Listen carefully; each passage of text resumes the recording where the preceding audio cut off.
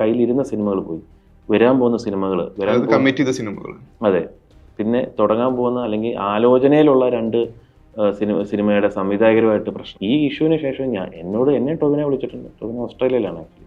അപ്പോൾ ഓസ്ട്രേലിയയിൽ നിന്ന് എന്നെ വിളിച്ച കാര്യങ്ങൾ അന്വേഷിക്കുകയും എന്നെ കൺസോൾ ചെയ്യുകയും ചെയ്തിട്ടുണ്ടായിരുന്നു. എൻ്റെ ട്രോമയിൽ വളരെ സപ്പോർട്ടീവായിട്ട് പറഞ്ഞിട്ടുണ്ടായിരുന്നു.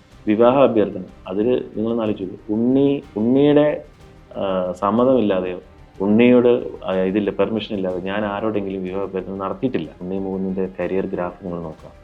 അദ്ദേഹം ചെന്ന് ചാടിയ പ്രശ്നങ്ങൾ, കാര്യത്തിൽ പല രീതിയിലുള്ള മിസ്ബിഹേവിയർ നടത്തിയിട്ടുണ്ട്. മേപ്പടിയാന് ശേഷം ഇത്രയും പറഞ്ഞു ചെയ്തു. ടോക്കിംഗ് ടേംസിലുള്ള ഏതെങ്കിലും ഒരു ഡയറക്ടർ ഉണ്ടോ എന്ന് നിങ്ങൾ അന്വേഷിച്ചു.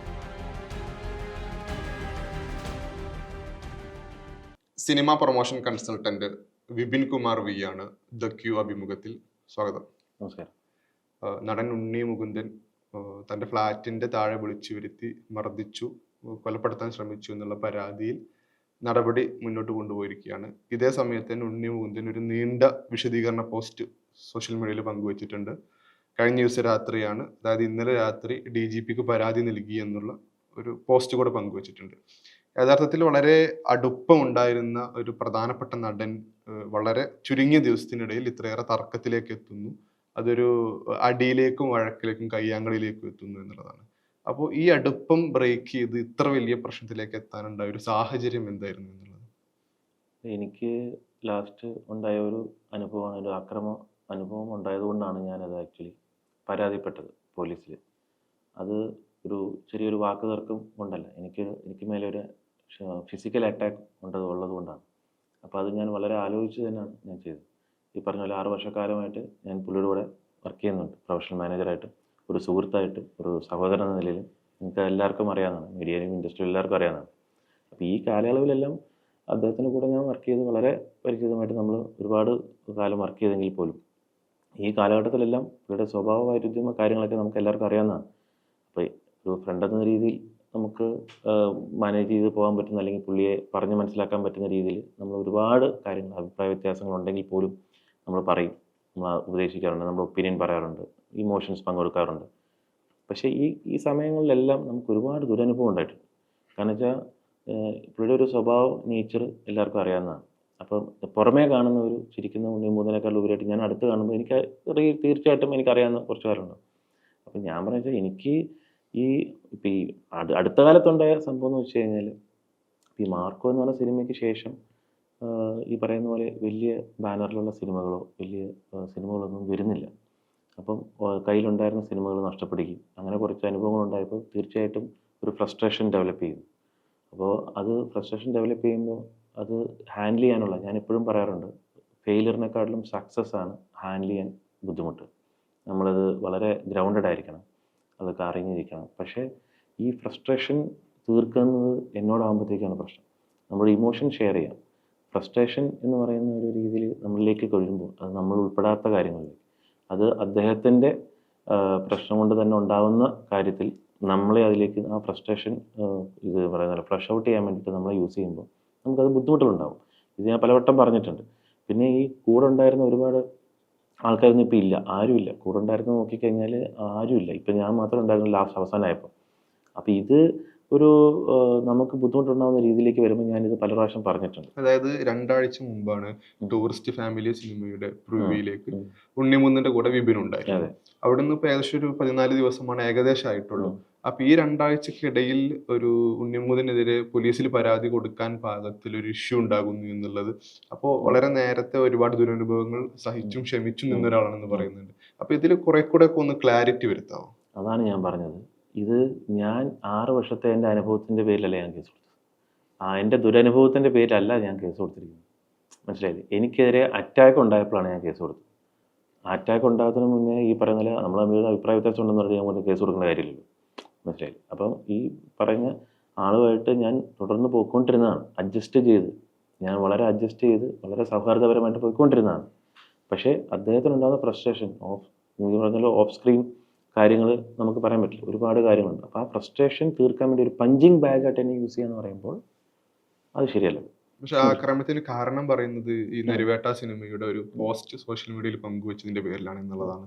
സ്വാഭാവികമായും മാർക്ക പോലൊരു മെഗാ ഹിറ്റ് കഴിഞ്ഞു നിൽക്കുന്ന ഉണ്ണി മുകുന്ദൻ സഹപ്രവർത്തകനായ ഒരാളുടെ ഒരു സിനിമയുടെ ഒരു ഒറ്റ പോസ്റ്റിന്റെ പേരിൽ ഇത്ര ഒരു കയ്യാങ്കളിയിലേക്ക് എത്തുമോ അതുപോലെ ഒരു പരസ്യമായി എന്നുള്ളത് സ്വാഭാവികമായും സോഷ്യൽ മീഡിയയിലെ ആളുകൾ ഇപ്പോഴും ഉന്നയിക്കുന്ന പ്രധാനപ്പെട്ട ഒരു കമന്റ് അതാണ്. അല്ല, അത് നരിവേട്ടയുടെ ഇഷ്യൂ എന്ന് പറഞ്ഞാൽ ഏറ്റവും അവസാനമായിട്ടുണ്ടായ സംഭവമാണ്. ഈ നരിവേട്ട എന്ന് പറഞ്ഞ ഒറ്റ ഇൻസിഡന്റ് അല്ല. ഞാനതാണ് പറഞ്ഞത്. ഇതിന് മുന്നേ പല സംഭവങ്ങളുണ്ട്. ഇപ്പം ഈ മാർക്കോ എന്നിട്ട് ഞാൻ പറഞ്ഞ പോലെ ഒരുപാട് സിനിമ ഇപ്പം അദ്ദേഹം സംവിധാനം ചെയ്യാനിരുന്നൊരു പടം ഗോകുലം ഗൂഗിൾ പ്രൊഡക്ഷൻ. അനൗൺസ് ചെയ്തിരുന്നു. പെട്ടെന്നൊരു അനൗൺസ്മെന്റ് ആയിരുന്നു. അനൗൺസ്മെന്റ് ചെയ്ത് രണ്ടാമത്തെ ദിവസം അവർ ബാക്ക് ഔട്ട് ചെയ്തു. അതെന്തുകൊണ്ടാണെന്ന് റീസൺ ഗൂഗിൾ മൂവീസ് തന്നെ പറയട്ടെ. അത് അദ്ദേഹത്തിന്റെ പ്രശ്നം കൊണ്ടാണ്. അപ്പം ഇത് ഉണ്ണി മുകുന്ദന്റെ അടുത്ത് വന്ന വീഴ്ച കൊണ്ടാണ്. ഉണ്ണിമുകുന്ദന്റെ വീഴ്ച കൊണ്ടാണ് അത് നഷ്ടപ്പെട്ടു പോയത്. ആ ഫ്രസ്ട്രേഷൻ എൻ്റെ അടുത്ത് തീർക്കുന്നു. അത് ഭയങ്കര ഒരു നഷ്ടബോധത്തോടെ ആ ഫ്രസ്ട്രേഷൻ എൻ്റെ അടുത്ത് തീർക്കുന്നു. അപ്പോഴും ഞാൻ ഉപദേശിച്ചാണ്. ഞാൻ പറഞ്ഞു, as a friend, as A brother, as A manager, എന്തെങ്കിലും അത് അങ്ങനല്ല. അതൊരു റെപ്യൂട്ടഡ് ആയിട്ടുള്ളൊരു പ്രൊഡക്ഷൻ ഫേമാണ്. അവിടെയും ആ ഫ്രസ്ട്രേഷൻ നമ്മൾക്ക് തീർക്കണം. അവിടെ ചെയ്യാൻ പറ്റാത്തത് നമ്മുടെ നെസ് എന്ന് പറയുന്നത് ഈ അങ്ങാടി തോറ്റൻ എന്ന് പറയുന്ന പോലെ. അപ്പോൾ അവിടെ ആ ഫ്രസ്ട്രേഷൻ എൻ്റെ അടുത്ത്. അപ്പോൾ പുള്ളി മൊത്തത്തിലെ ഒരു ഫ്രസ്ട്രേഷൻ ഭയങ്കര കൂടിക്കൊണ്ടിരിക്കുകയാണ്. അതുപോലെ തന്നെ കയ്യിലിരുന്ന സിനിമകൾ പോയി, വരാൻ പോകുന്ന സിനിമകൾ കമ്മിറ്റ് ചെയ്ത സിനിമകൾ, അതെ, പിന്നെ തുടങ്ങാൻ പോകുന്ന അല്ലെങ്കിൽ ആലോചനയിലുള്ള 2 സിനിമയുടെ സംവിധായകരുമായിട്ട് പ്രശ്നം. അപ്പോൾ ഇത് മൊത്തത്തിൽ നോക്കുമ്പോൾ കയ്യിലിരുന്നതും എല്ലാം പുള്ളിക്ക് നഷ്ടപ്പെടുന്ന ഒരു സംഭവമാണ്.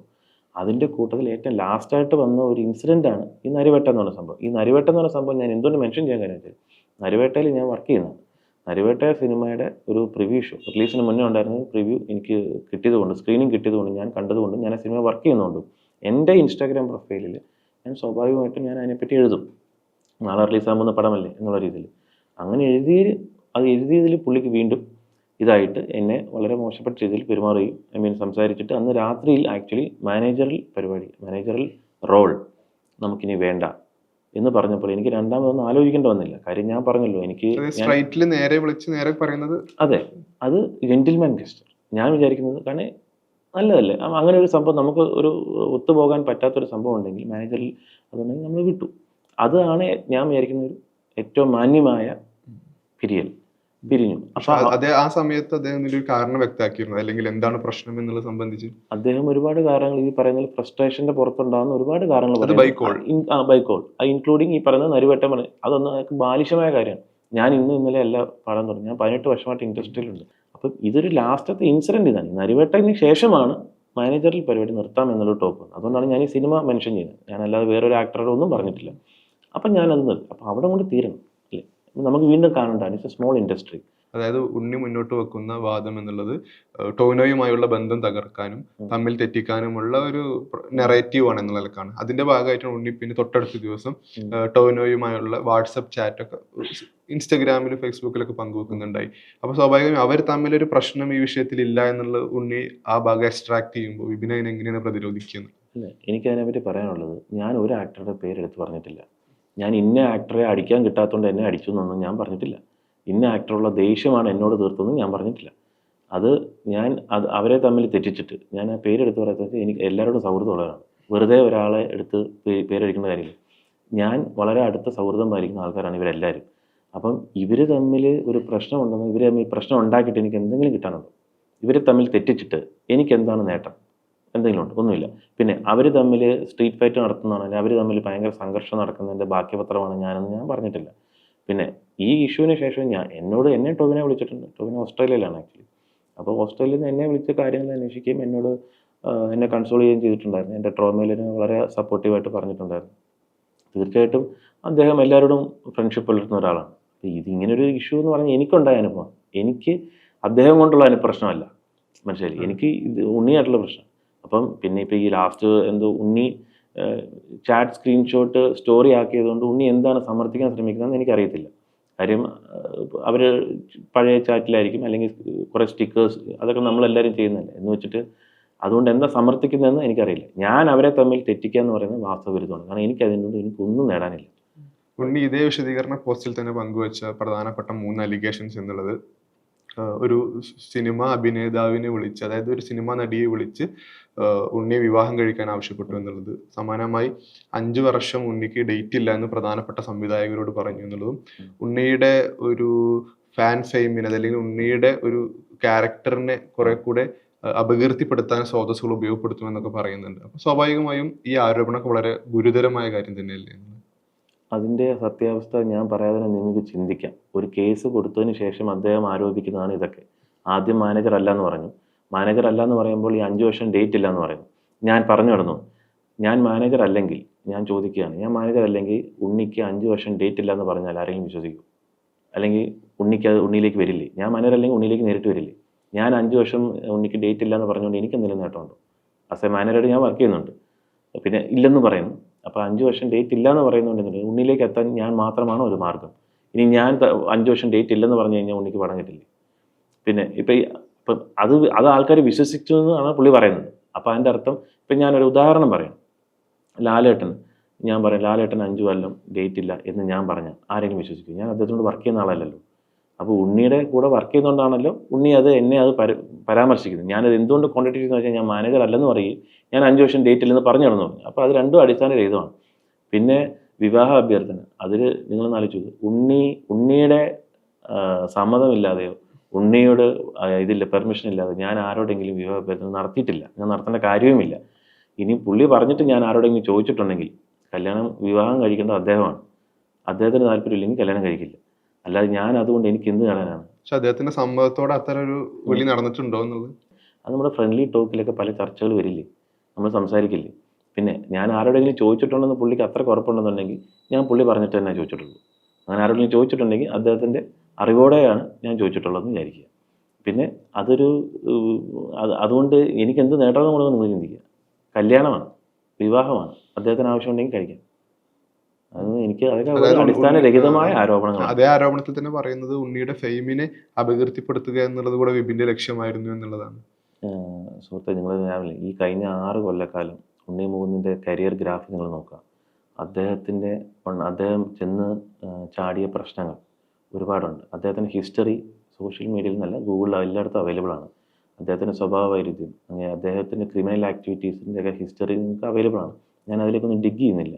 കാര്യം വെച്ചാൽ പല രീതിയിലുള്ള മിസ്ബിഹേവിയർ നടത്തിയിട്ടുണ്ട്. ഫിലിം ഫ്രട്ടേണിറ്റീസിലാണെങ്കിലും മാധ്യമ ആൾക്കാരെ റിപ്പോർട്ടേഴ്സിനെ കൈയേറ്റം ചെയ്തതിലാണെങ്കിലും മറ്റുള്ള ഒരുപാട് വിഷയങ്ങൾ ഞാൻ അതിലേക്കൊന്നും പറയാം. അതൊക്കെ ഓൾറെഡി ഉണ്ട്, ഒരു ഹിസ്റ്ററി ഉണ്ട് പുള്ളിയുടെ ഒരു മിസ്ബിഹേവിയറിൻ്റെ.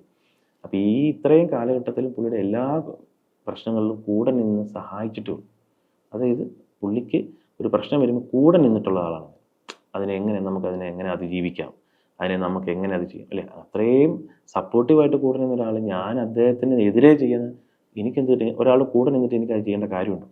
അതായത് അതുകൊണ്ട് എനിക്കെന്ത് നേട്ടമാണ്? ഇത് ഉണ്ണി പറയുന്നത് മാനേജർ പൊസിഷനിലാണ് ഒരാളെ ഏൽപ്പിച്ചിട്ടില്ല, ഞാൻ അങ്ങനെ ഒരു മാനേജർ വെച്ചിട്ടില്ല എന്നുള്ളതാണ്. അപ്പൊ 6 വർഷക്കാലമായി ഉണ്ണിയുടെ കൂടെ മാനേജർ പോസ്റ്റിൽ ജോലി ചെയ്യുന്നുണ്ടെന്ന് വിപിൻ പറയുന്നുണ്ട്. അത് കുറെ കൂടെ ഒന്ന് ക്ലാരിറ്റി വരുത്താനാണെങ്കിൽ ഏത് ഘട്ടത്തിലാണ് ഉണ്ണിയുമായി ഒരു കണക്ഷൻ വരുന്നത്, എന്തായിരുന്നു ചുമതല എന്നുള്ള കാര്യങ്ങൾ? അത് ഞാൻ ഫസ്റ്റ് ഓഫ് ഓൾ അദ്ദേഹത്തിൻ്റെ സാലറിഡ് സ്റ്റാഫല്ല, ഒരു കോൺട്രാക്ട് സ്റ്റാഫും അല്ല.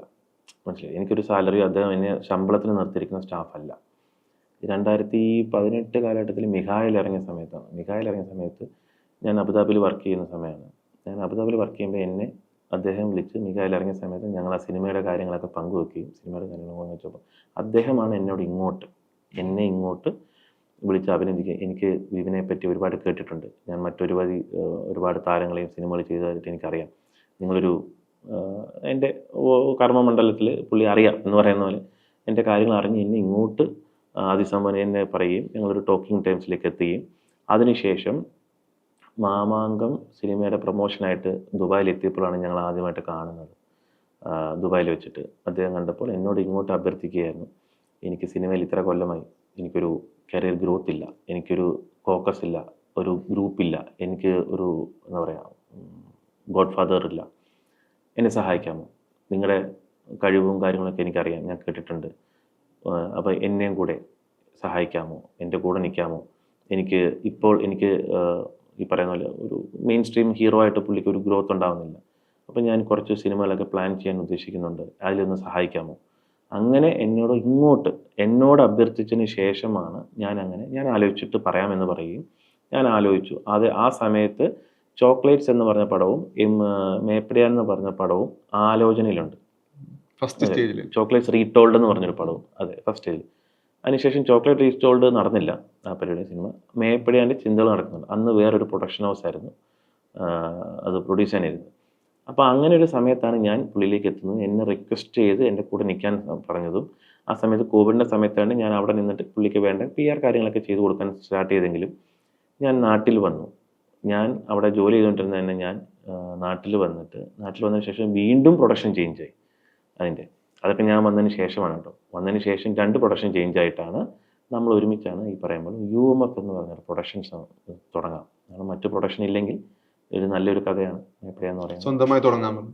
പ്രൊഡക്ഷൻ തുടങ്ങാം എന്ന് പറഞ്ഞു വരുന്നതും അങ്ങനെ തുടങ്ങി ആ സിനിമ സംഭവിക്കുന്നതും അന്ന് തൊട്ട് ഇന്ന് വരെ പിന്നെ പുള്ളിയുടെ സന്തോഷ സാഹചര്യമായിട്ട് അതായത് നാട്ടിലേക്ക് വരാൻ ഉണ്ണിമുകുന്ദൻ ആവശ്യപ്പെട്ടതാണോ അതല്ലെങ്കിൽ മ്യൂച്വൽ? തീർച്ചയായിട്ടും പുള്ളി ആവശ്യപ്പെട്ടു. യെസ്, ഞാൻ സമ്മതമുള്ളൂ. കാരണം വെച്ചാൽ ഞാൻ അതിന് മാത്രമല്ല, ഞാൻ പറഞ്ഞല്ലോ ഞാൻ 18 വർഷമായിട്ട് ഇൻഡസ്ട്രിയിലുണ്ട്. അതിൻ്റെ ഒരു ഭാഗമായിട്ടാണ് ഞാൻ ഈ പറയുന്ന ഉണ്ണിമുകുന്ദനെ പുള്ളി ചേരുന്നത്. അത് ഞാൻ മറ്റുള്ളവരുടെ കൂടെ അപ്പോഴും നിൽക്കുന്നുണ്ട്. ഞാൻ അപ്പോഴും മറ്റുള്ളവരെ വിട്ടിട്ടല്ല ഉണ്ണിമുകുന്ദനോട് പോയത്. ഉണ്ണിമുകുന്ദനൊരു ആഡ് ഓൺ ആണ്. അപ്പം അങ്ങനെ സംഭവിക്കും. ഈ 6 വർഷക്കാലം ഞാൻ വേറൊന്ന് ചോദിക്കുകയാണ്. ഈ 6 വർഷത്തിനായിട്ട് മേപ്പടിയാൻ തൊട്ട് നോക്കിക്കഴിഞ്ഞാൽ പുള്ളിയുടെ ഒരു ഫേസ് ചേഞ്ച് മൂവിയാണ് മേപ്പടിയാൻ.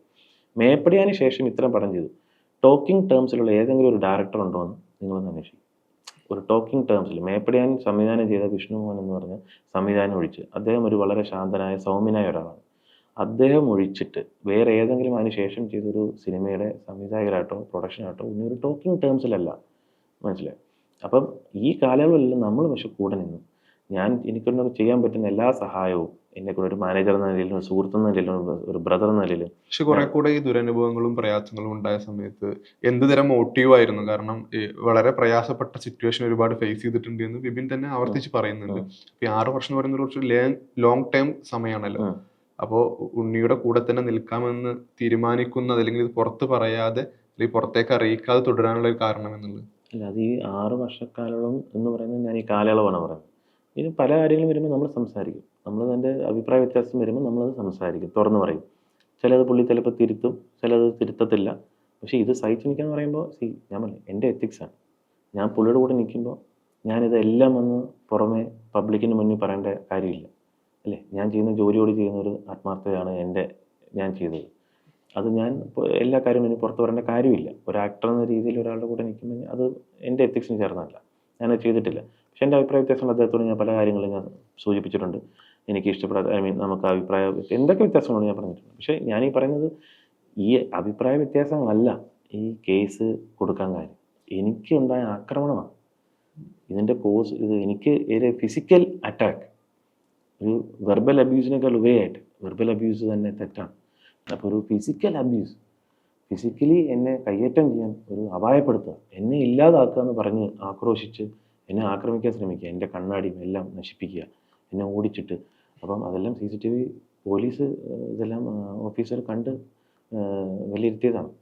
അതായത് ഈ മാർക്കോ പോലെയുള്ള ഒരു മെഗാ ഹിറ്റിന് ശേഷം ഗെറ്റ് സെറ്റ് ബേബി പോലുള്ള താരതമ്യേന അതിനെ കമ്പയർ ചെയ്യുമ്പോൾ ചെറിയൊരു സിനിമയാണ് തിയേറ്ററിൽ ഇറങ്ങിയിട്ടുള്ളത്. അത് വേണ്ട വിധം സ്വീകരിക്കപ്പെട്ടില്ല എന്നുള്ളത് ഓക്കെ ആണെങ്കിൽ കൂടെ ഈ ഒരൊറ്റ സിനിമയുടെ പേരിൽ എന്നുള്ളതല്ല, കുറെ കാലമായി തന്നെ ഈ ഇത്തരം ആശങ്ക മുന്നോട്ട് വെക്കുന്ന ഒരാളാണ് ഉണ്ണിമുകുന്ദൻ എന്നുള്ളതാണോ?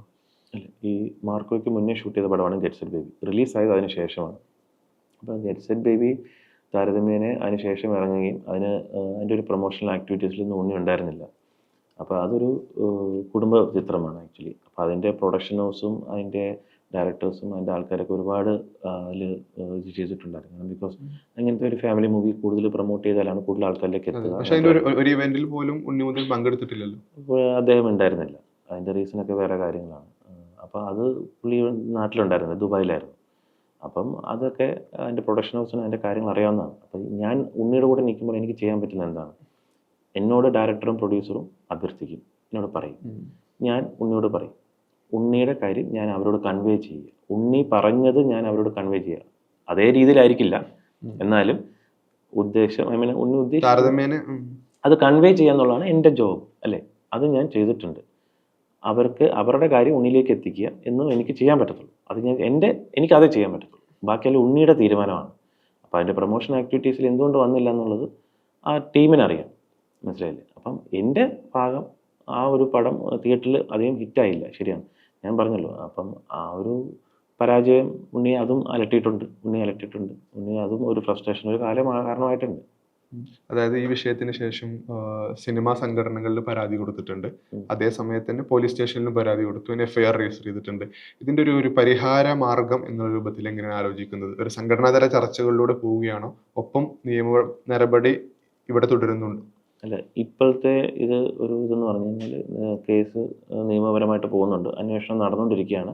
അപ്പോൾ അതിൻ്റെ എല്ലാ കേസിന് ആസ്പദമായിട്ടുള്ള എല്ലാ തെളിവുകളും അവർ ശേഖരിച്ച് ചാർജ് ഷീറ്റ് തയ്യാറാക്കി കോടതിയിൽ സമർപ്പിക്കുമെന്നാണ് എനിക്കറിയാൻ സാധിച്ചത്.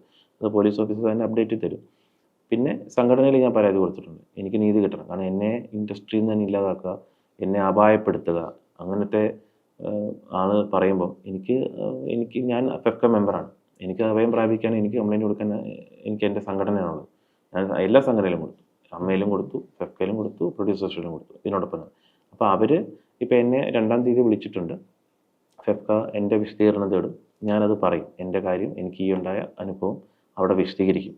അപ്പം അവിടെ ഞാൻ തീർച്ചയായിട്ടും ജസ്റ്റിസിന് വേണ്ടിയിട്ട് ഞാൻ സീക്കിങ് ഫോർ മൈ ജസ്റ്റിസ്. അതായത് ഈ CCTV ദൃശ്യങ്ങളില്ല എന്നാണ് ഉണ്ണിമുകുന്ദൻ തന്നെ പറയുന്നത്. അതായത് അത്തരം ഒരു മർദ്ദന സാഹചര്യം ഉണ്ടായിട്ടില്ല എന്നുള്ളത്.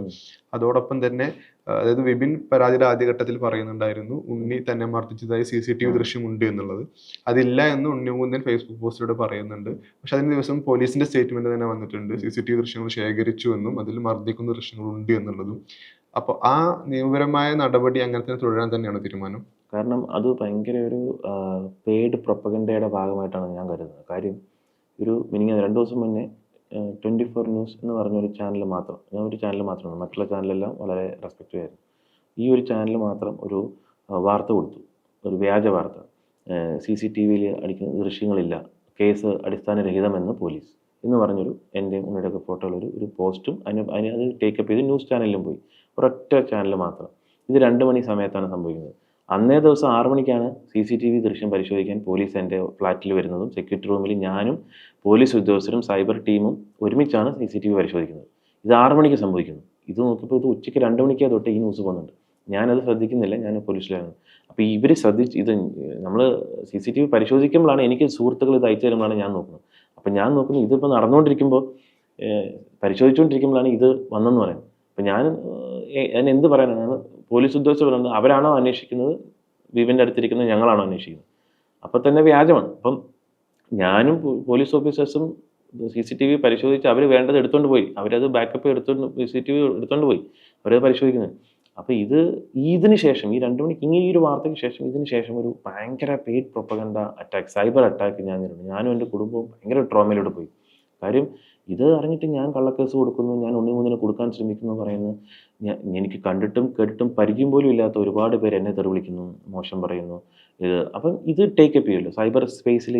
ഇത് എനിക്ക് ഞാൻ നേരിടുന്ന പോലെ എൻ്റെ കുടുംബം നേരിടുന്നതെന്ന് പറഞ്ഞാൽ എനിക്ക് ഭയങ്കര വിഷമമുണ്ടാക്കുന്ന കാര്യം. ഈ പരാതിക്ക് ശേഷം തന്നെ ഒന്നിലേറെ സംവിധായകർ തൊട്ടടുത്ത ദിവസം തന്നെ കാലത്ത് ഫേസ്ബുക്ക് പോസ്റ്റ് ഇട്ടിട്ട് എനിക്കും സമാനമായ അനുഭവം ഉണ്ടായിട്ടുണ്ട്.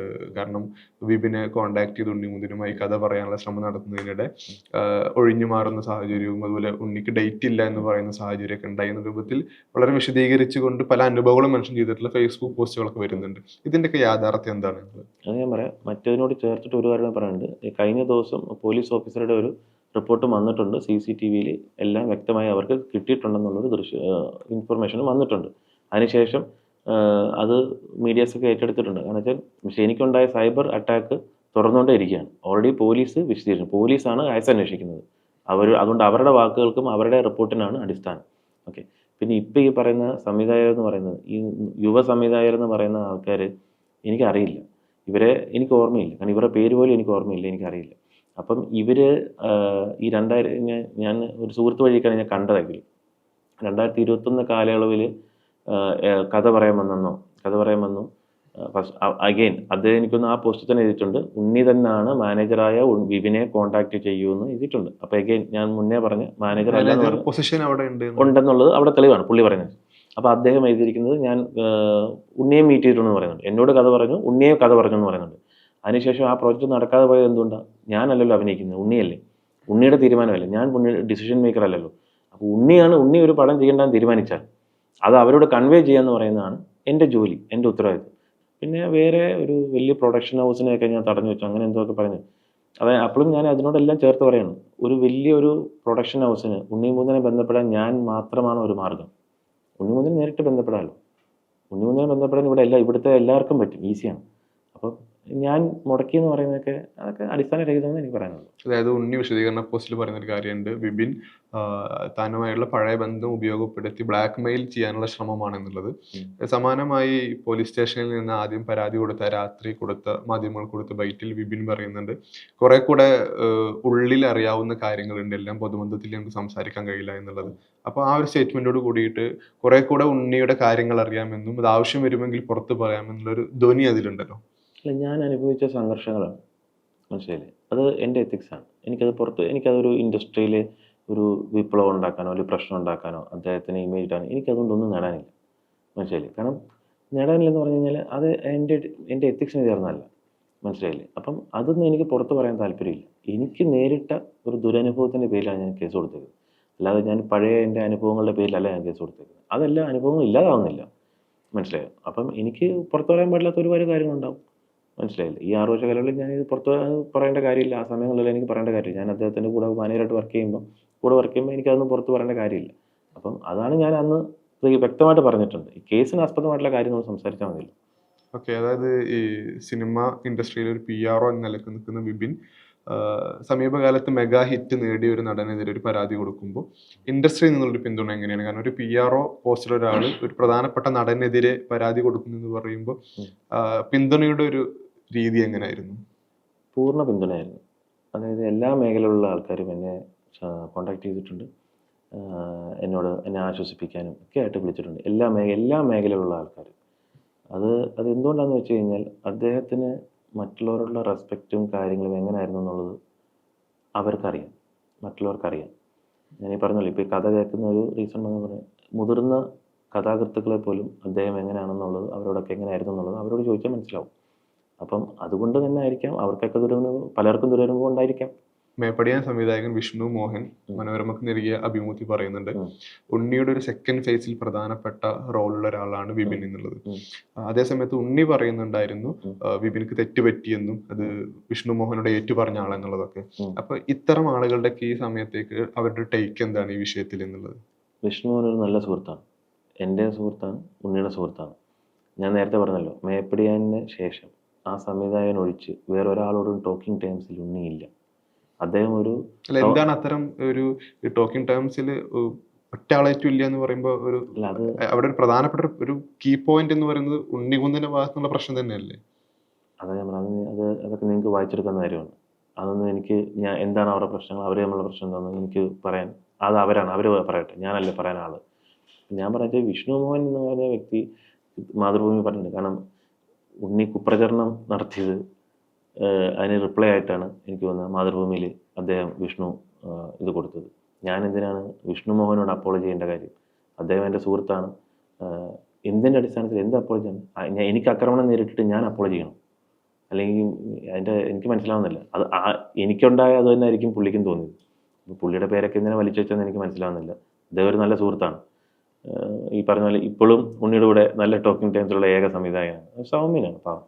എന്നെ ഫിസിക്കലി അറ്റാക്ക് ചെയ്തു, എന്നെ അബ്യൂസ് ചെയ്തു, എന്നെ ഇല്ലായ്മ ചെയ്യാനും ഉള്ള രീതിയിലുള്ള ഒരു ആക്രോശിക്കുകയും അതിൻ്റെ ഒരു ശരീരഭാഷയും എന്നെ ആക്രമിക്കുകയും വെർബലി ആൻഡ് ഫിസിക്കലി അതെനിക്ക് ബുദ്ധിമുട്ടുണ്ടാക്കി. അതുകൊണ്ട് മാത്രമാണ് ഞാൻ കേസ് കൊടുത്തത്. എനിക്കെതിരെ വധഭീഷണിയായിരുന്നു. അപ്പോൾ എനിക്ക് ജീവിക്കണ്ടേ? ഈ പറഞ്ഞ ഇൻസിഡൻറ്റിന് ശേഷവും എൻ്റെ ഫ്ലാറ്റിൽ വന്ന് എന്നെ സെർച്ച് ചെയ്യാൻ വന്നിട്ടുണ്ടെന്ന് എൻ്റെ ഇൻമേറ്റ്സൊക്കെ പറയുന്നുണ്ട്. അപ്പം എനിക്ക് സേഫ്റ്റി ആൻഡ് സെക്യൂരിറ്റി നോക്കണ്ടേ? ഞാൻ ഈ മേഖലയിൽ വർക്ക് ചെയ്യുന്നതല്ലേ, അദ്ദേഹം ഈ മേഖലയാണ്. തീർച്ചയായിട്ടും നിങ്ങൾ പറഞ്ഞ പോലെ അദ്ദേഹം വലിയൊരു സ്റ്റാറാണ്, ഞാൻ സാധാരണക്കാരനാണ്. അപ്പോൾ അദ്ദേഹത്തിനെ പോലെ വലിയൊരു പാൻ ഇന്ത്യൻ സ്റ്റാർ ആകുമ്പോഴത്തേക്കും കൂടുതൽ അദ്ദേഹത്തിൻ്റെ കൂടെ ആൾക്കാരുണ്ടാവും, പണവും സ്വാധീനവും ഒക്കെ ഉണ്ടാവാം. ഞാനതൊന്നും നോക്കുന്നില്ല. ഞാനൊരു സാധാരണക്കാരനാണ്. എനിക്ക് നീതി കിട്ടിയാണ്, എന്നെ മനസ്സിലാക്കി. എൻ്റെ ഒപ്പം ഞാൻ നിയമത്തിന് ലോ ആൻഡ് ഓർഡറിൽ ട്രസ്റ്റ് ചെയ്യുന്നു.